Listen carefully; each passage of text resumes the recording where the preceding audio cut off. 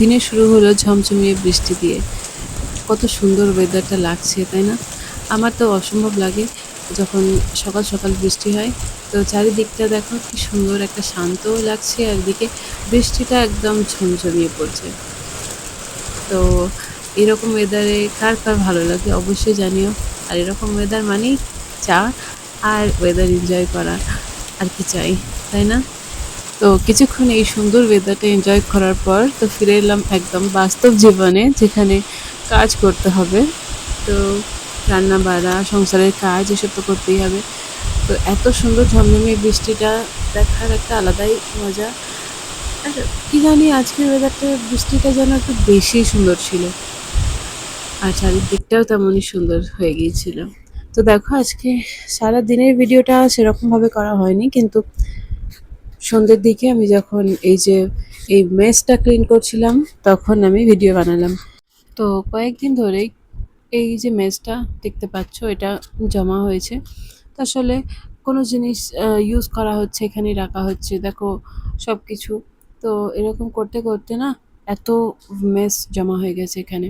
তো আমি ভাবলাম পরিষ্কার যখন করছি কাউন্টার টপটা, তো একটু ড্রয়ারগুলো ক্লিন করে নিই।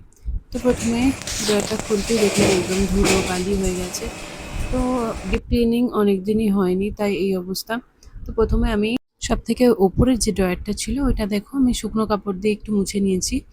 আর সবচেয়ে নিচে যে এবার তিসরা ড্রয়ারটা আছে, এটাতে আমি ভালো করে বার করে নিয়েছি ড্রয়ারটাকে একদম। তো বার করে প্রথমে সাবান দিয়ে এটাকে ভালোভাবে ধুয়ে নিয়েছি। তারপর আমি রুমালে করে মুছে নিচ্ছি, যাতে সমস্ত ধুলো ময়লা আর দাগ চলে যায়। শুধু পানি দিয়ে মুছলে হয়তো ধুলোটা উঠে যাবে, কিন্তু যে দাগ হয়ে থাকে সেটা উঠবে না। তো আমি ভেতর থেকে প্রথমে পরিষ্কার করে এরকম সাবান দিয়ে ধুয়ে মুছে নিয়েছি, তারপর বাইরেটাও তাই এরকমভাবেই সাবান দিয়ে মুছে নিয়েছি। যেহেতু কিচেনে তেল মশলা কাজ হয়, যখন তখন হয়তো হাত দেওয়া হয়, এবার পরিষ্কার থাকে না, নোংরা হয়েই যায়, দাগ হয়ে যায় হাতের। তো ভালোভাবে ওপরটা আগে সাবান দিয়ে ধুয়ে নিয়ে তারপর আমি মুছে নিয়েছি ভিজে কাপড় দিয়ে। তো সমস্ত ড্রয়ারগুলো হয়ে গেল পরিষ্কার করা। এবার আমি ড্রয়ারগুলোকে এরকমভাবেই লাগিয়ে দিলাম আবার। তো এবার যে বাসনগুলো বেরোলো সেখান থেকে সব নিয়ে এবার ধোবো সেগুলো। তো ধোবার পালা একদিকে রেখে দিয়েছি ওদিকে। আর এদিকে প্রথমে আগে আমি গ্যাস টেবিলটা পরিষ্কার করতে চলে এসেছি। তো দেখো প্রথমে এই যে এখানটা কালো দাগ দেখতে পাচ্ছ, এখানে একটা হিটার ছিল তাই এরকম অবস্থা হয়ে গেছে। একটা দাগ এরকম হয়েই গেছে, আবার ফেটেও গেছে আর কি স্ল্যাবটা। তো এটাতে আমি টুকরোটা রয়েছে স্ল্যাবের, তো আমি ওটাকে আবার লাগিয়ে নেবো আর ওয়ালপেপার লাগাবো। আর তখন তোমাদের সাথে আবার শেয়ার করব। আর এই যে আমি গ্যাস টেবিলটাকে ভালোভাবে সাবান দিয়ে আগে ধুয়ে নিচ্ছি। আর যেহেতু এই দিকটা আলাদাভাবে করা আছে, তাই আমি এদিকটাতে শুধু মুছেই নেব, পানি দিয়ে ধোবো না। এই যে রুমাল দিয়ে মুছে নিচ্ছি। তো এরকমভাবে পরিষ্কার করলে খুব ভালো ক্লিন হয়ে যায়। আর যদি একটু বেশি তেলচিটে হয়ে যায় তাহলে একটু গরম পানি দিয়ে করি তখন। এখন তো নর্মাল আছে তাই সেরকম গরম পানি লাগেনি, নর্মালি হয়ে গেছে। তো আমি একইভাবে এরকম পুরোটা স্ল্যাবটাকে এরকমভাবে পরিষ্কার করে নিয়েছি। তো দেখো আমি আবার জায়গার জন্য জায়গায় রেখেও দিয়েছি। তো ওটা ভিডিও ক্লিপ নেওয়া হয়নি। তো দেখো আলাদাভাবে কোনো ডেকোরেশন করিনি, তবে যেগুলো কিচেনেরই জিনিস আর কি সেগুলোকে আমি ঠিকঠাকভাবে গুছিয়ে রেখেছি। তো এই যে ফ্লাওয়ার ভাসটা দেখছো, এটাও আমি এই জায়গার জন্য নিইনি, আসলে ভিডিও করছিলাম তাই আর কি রেখেছি। তো এটা অন্য জায়গার জন্য নিয়েছি। আর এই যে রান্না হয়েছিল তাই রান্নার রয়েছে হাঁড়িগুলো। আর এখানে একটা টিফিনে তেল, একটা টিফিনে ঘি রাখা রয়েছে। আর এখানে দেখো এই যে তাকটা, এটাতে আমি আচার, তারপরে টুকটাক মশলা যেমন আবার ড্রাই ফ্রুটস এই সবগুলো রেখে দিয়েছি। আর এই যে সেলফটা দেখতে পাচ্ছ, এই যে র্যাকটা আর কি, তো এটার মধ্যে আমি গ্লাস, কাপ, ছোট ছোট কাঁচের বাটি এইসব রেখেছি যাতে নিতে সুবিধা হয়। আর যারা ভিডিওটা এত অবধি দেখলে তাদেরকে অসংখ্য ধন্যবাদ। আর ভিডিওটা ভালো লেগে থাকলে লাইক করো, কমেন্ট করো।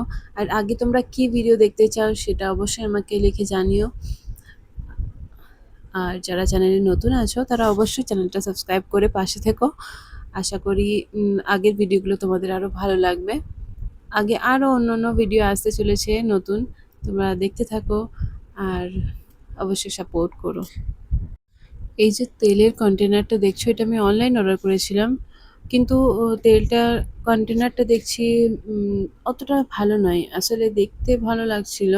আর রিভিউও দেখেছিলাম, রিভিউ ভালো ছিল। কিন্তু যখন তেল ঢালতে যাচ্ছি তখন তেল টপ, টপ করে পড়ছে।